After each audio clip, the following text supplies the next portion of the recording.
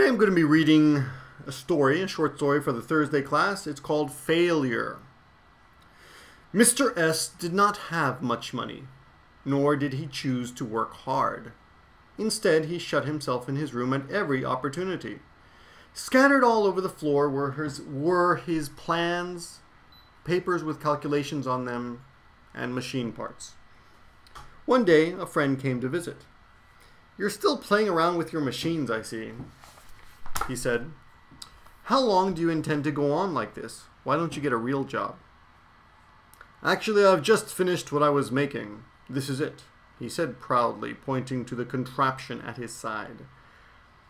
It was about the size of a backpack with lots of antennae sticking out and a switch.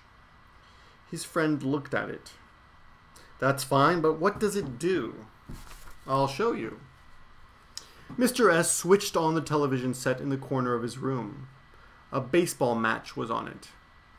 He then carried the device, placed it next to the set, switched it on, and walked to his friend. His friend was astonished. "That's strange. The sound of the television has gone off, but nothing's happened to the picture. What's happened?" The device eliminates all sound within a radius of 2 meters. You might say it encloses its surroundings and makes them soundproof. He picked up a bottle by his side and threw it close to the device.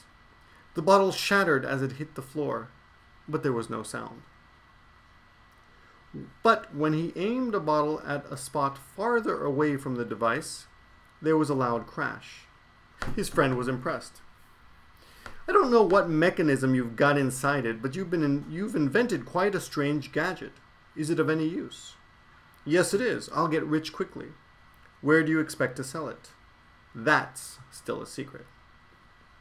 Naturally, he could not tell anybody how he was going to use it, as he had an evil plan in mind.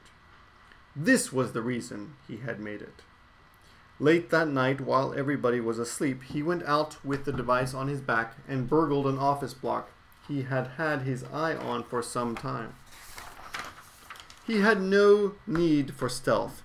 He smashed the window panes and walked straight in, and not a sound was heard.